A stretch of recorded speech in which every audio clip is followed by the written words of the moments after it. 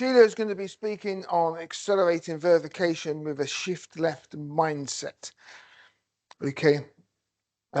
She brings over 25 years of semiconductor leadership experience across companies, including Renesas, which is where I worked with her, Intel, Qualcomm, Microsoft, AMD, and Altera. Our next speaker, Sheela Pillai, brings over 25 years of semiconductor leadership experience across companies, including Renesas, Intel, Qualcomm, Microsoft, AMD, and Altera.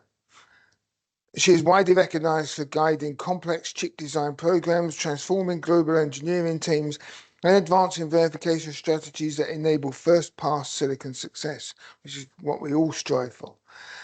She is a passionate mentor and a leader known for building high-performance, empowered teams. So please join me in welcoming Sheela to the stage. Sheela, over to you. Hello, can everyone hear me? Good afternoon, everyone. Thank you for joining me today. Thank you, Mike, and thank you to Sal for giving me this opportunity. And it's really a privilege to be here at Verification Futures among the peers and leaders who are driving the next wave of semiconductor innovation. Whole session, I've been learning more and more new things. That's really good. So as you know, the complexity of IP and SoC is increasing exponentially. Verification has become both our greatest challenge and our greatest opportunity. Everyone talks about shift-left design. What is shift-left design? Shift-left design philosophy is about transforming how we think about predictability and early design convergence. And verification has always been the bridge between bold design ideas and working silicon. But as the complexity of SoC is increasing and also push to shorten time to market, it's no longer enough to verify faster. We need to verify smarter, earlier, and with more predictability. And shift-left design is also about changing the mindset to first time right. Everyone wants first of silicon to go to production these days, but it's highly impossible, but that's what the trend is now.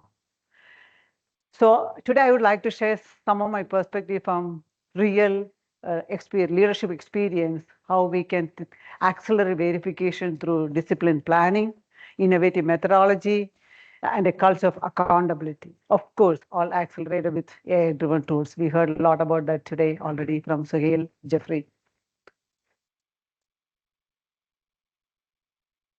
So this is the agenda I was planning to talk about that.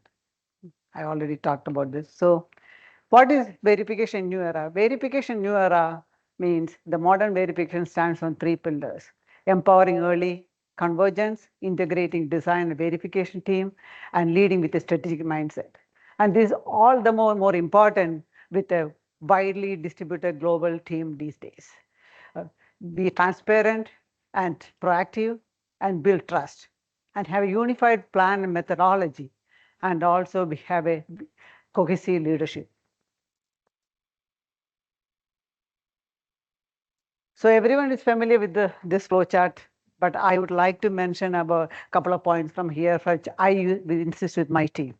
So basically, I am not talking which company where I done this, but this is really from real life experience. So I always insist both design team and verification team to refer the spec independently and interpret the design intent and the product requirements. Then the design team start developing and verification team start developing the plan and the infrastructure. And the verification process is all about converging and making sure that design has been developed as per the intent and the goal of the product. And other thing is, everyone knows now there's a lot of push for DFT in RTL. So we had to make sure that verification plan shows or details how and when these DFT features need to be done. Otherwise, there's a tendency to start late, and you can create a lot of uncertainty and unpredictability. Other thing I insist with the verification team to start the infrastructure development and test plan development as early as possible, so that when the design team makes a first release, verification team is ready to start integrating and running first test. And we are seeing that a lot of benefits by doing these things and implementing some of this process. So how do we get there? We start with discipline planning, defining clear ownership, aligning the team, and creating a structure that makes execution predictable and quality measurable. Clarity is the key to success. Everyone should know what they own, what they deliver, and how the feedback flows between IP, full chip, and verification. And like we are implemented in other companies, like a contractual agreement between IP, full chip, and verification removes any ambiguity that could grow in the rework late. And the other thing is early and structured spec release and models and reviews eliminates some of the downstream surprises that we all have experienced. In one of the programs, actually, we aligned and agreed upon phased release of the spec, like UVM RAL model, IO interconnect data sheet as a early handoff. And that itself cut our integration issues and register initialization program issues by half. Then coming to planning framework, we need to have implement the staging plan. And that is very, very important. Probably start with the shell with just the IOs as early as possible. That help the verification team to integrate, remove all integration issues while the infrastructure development itself. Also, that helps the physical design to start playing around and finalizing the flow plan. And also having a phased release till the feature complete helps both the verification team and the design team to make steady progress without getting overwhelmed by too many debug issues. So these are some of the things we implemented, and we found very lot of benefit with that. And also use test plan template, structure reviews, and sign-off criteria to ensure predictability and also alignment. Then other thing which we implemented and we insisted was about smoke test, checklist, and release notes for every release, and an IP integrations reviews. These are our early warning systems, and that helps us to catch issues before they become costly. And main important thing which I clearly, it's my pet peeve, is controlling changes. We need to make sure that changes have been controlled after initial phase of the development. Where if we start making ad hoc design changes or feature creep, it will become very difficult to manage. Schedule becomes unpredictable, product becomes unstable. I personally had to manage very closely in one of the previous companies where engineer to engineer one-on-one decision making ad hoc design changes, and marketing people and the architecture team going to design team asking to make a feature change or adding a feature because the customer needs it, without looking the collateral impact of downstream functions and how it is all going to pull it together in a big picture. And this creates a lot of problem in our overall execution. That's why I say like CCB process is really a must have, mostly maybe after feature complete. And as you all know, CCB means it's a consortium of leaders from cross-functional teams. They vet and review any request for change, look at the pros and cons, impact to schedule, staffing, etc., and make a decision on a go or no go. Also, they document all the assessment and the rationality for the decision. So I tell my team, don't accept any change unless it has been reviewed by CCB. Because when the CCB team has processed that, we are pretty sure even if there's an impact, this is need to be done, or it can be done by minimum resource impact or schedule impact. I do feel there is nothing called trivial change, because some of the low-level engineers think it's very trivial, like we can do in one day. But it's one day, one line can cause these bugs or a collateral impact to the upstream or downstream functions. And the other place where I insist on CCB is for bug fixes after the design phase. Some of the bug fixes can have bigger impact on the whole schedule closure, design closure, and schedule impact. So we have to be very careful whether these bugs need to be fixed at this time, or can we do some software changes to make it work. So another thing is especially with a globally distributed team and a cross-functional team, because IPs have done in several places, then we have a full chip team in a different place. So we have to make sure that we are aligning on methodology and tools, and that builds consistency, trust, and confidence. And any new tool need to be pipe cleaned properly with robust test case. This is I'm telling from my personal experience in one of the companies. The tool which was half-assed tested, thrown into production flow, and every day engineers were debugging the tool issues rather than debugging the design. And we even had to bring the EDA vendor folks to come and sit next to the engineers and debug the tool. And we already had a very tight schedule, and did create a lot of chaos and unpredictability in the schedule and overall design progress. Another one from the AMD days, which we insist on creating a robust IP QA and inbound process for both internal and external IPs, including validation, checks, and feedback mechanisms. So coming to test planning, start defining verification strategy, coverage goals, functional test, and the use cases as early as architecture phase. And also use standardized or format and test template for capturing features, test intent, coverage metrics, and sign-off criteria. And engage with cross-functional teams like software team, marketing team, product marketing, architecture, post-silicon, test and validation, design and verification team as early as possible to align on the scope, stimulus, and the quality expectation. And classify tests based on risk and criticality to focus on high-value coverage first. And other thing which I insist with my team also, conduct cross-functional test plan review and sign off, and track closure through with data-driven metrics and evolve plans through project lifecycle. Another thing I want to really mention here is about test cases which can be promoted seamlessly to the next level of integration like subsystem and full chip. That need to be clearly defined in the test plan. And another item is some of the test cases at low level, you won't get all the coverage at the low level. We need to be highlighted and communicate to the next level of integration to either enhance or rerun to get a full coverage or end-to-end testing. Because we have missed some of these things, and we from the lessons learned, we implemented this in the next set of programs. That's why I just want to mention that here. So now we have a strong foundation of planning. Now let's look at how about AI and innovation redefine the verification. Earlier we start verification like everyone was saying, like earlier, faster we learn.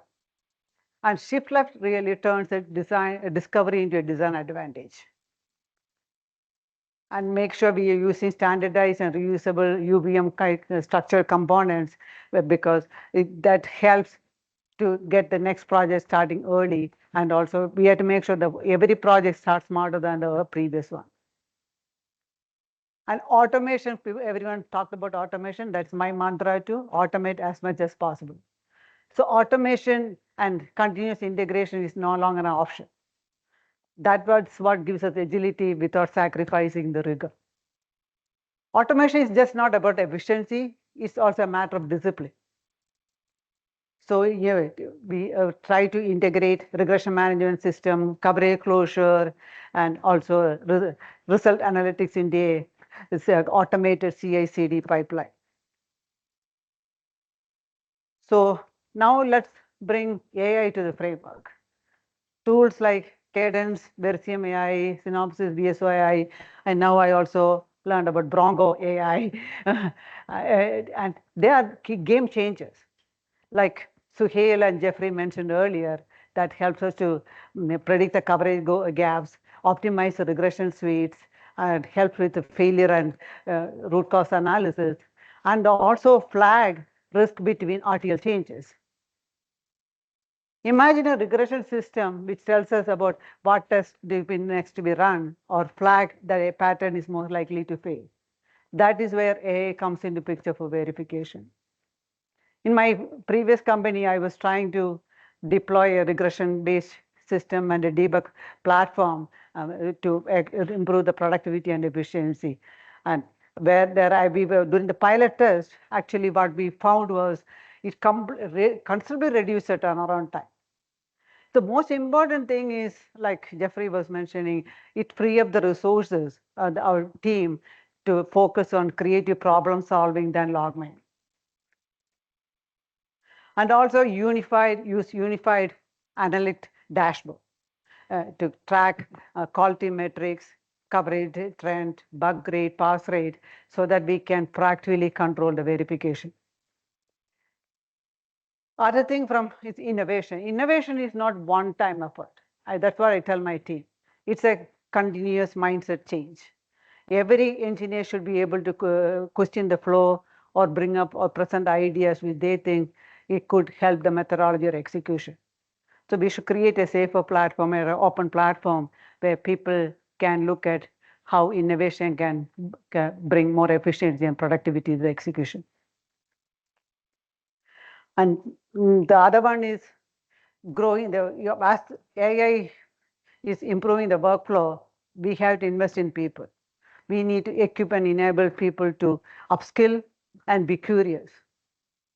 So in other companies also, I brought companies like Doulos for intact training, partnered with EDA vendors like Synopsys and Cadence, and also sponsored engineers to attend conferences where they can learn from their fellow colleagues in the rest of the industry how they are adapting to new methods and techniques. And I also hired senior technical people who strong background, so that they can mentor and train the junior level engineers.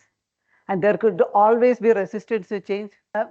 This is a Verisium AI-based platform which we used in our previous company. Like I said before, it unifies the verification data, it helps with the test optimization, and also helps with failure and coverage analysis, and also help with coverage, closure, and faster debug. All the more, it helps to have a scalable architecture to improve productivity and improve efficiency for the global verification team. The same look and feel for the metrics and the methodology is very essential across the globe, so that we know looking at the same data or the same flow to make a decision. Okay. Technology alone doesn't build excellence. We need high performing team. So now let's look at how the discipline and culture that sustained high performing teams. Even the fast advanced tools cannot succeed without the team embracing it with ownership. And also they have to believe in it. And also that's a discipline, ownership, and accountability are the defining culture of high performing teams. Quality first mindset means every engineer feels accountability and ownership for the product, not just for their job alone. And consistency in process means predictability in result. So execution discipline means meeting the milestone with quality, having test plan reviews, and also maintaining bug closure. That builds credibility across the team. And transparency builds trust. And sharing the data with the cross-functional team helps to solve, and having a platform to challenge openly helps to solve the problem easier. I have found in my other companies, when I insist verification team to hold reviews regularly with cross-functional teams, issues surface earlier and also strengthen the collaboration. And this is more important for a globally distributed team to have the transparency and trust built, so that they can discuss issues openly and be proactive in bringing the issues and solving. And also we had to make sure that sometimes there's a face-to-face meeting that also help in building the transparency and trust, and so that people can work together as one seamless team than working in silos. And agility and predictability is a key. we had to iterate fast, but at the same time anchor to the at the same time anchor to the metrics and kind of criteria. And we should empower the team to explore AI, automation, and also new methodologies, what's in the future, coming in the horizon, and give them an opportunity to come up with a way to integrate to this existing system. That keeps the team more adaptive and inspired. And I already talked about accountability. Accountability is another key factor, especially with this cross-site teams. We have to make sure each site has their own accountability and ownership so that we can hold them accountable at the end of the day. So let's bring it all together. So when you take a step back, process gives us direction, innovation gives us acceleration, and discipline gives us sustainability. As AI is evolving faster, our greatest advantage is remaining human. The ability to lead with clarity, adapt with curiosity, and execute with discipline, those are the key factors. So build structure and accountability from the day one, harness AI and automation to amplify the efficiency, and also create a culture of ownership, accountability, excellence, and learning. As you all know, like verification is no longer a checkpoint, it's a competitive edge. Thank you, everyone.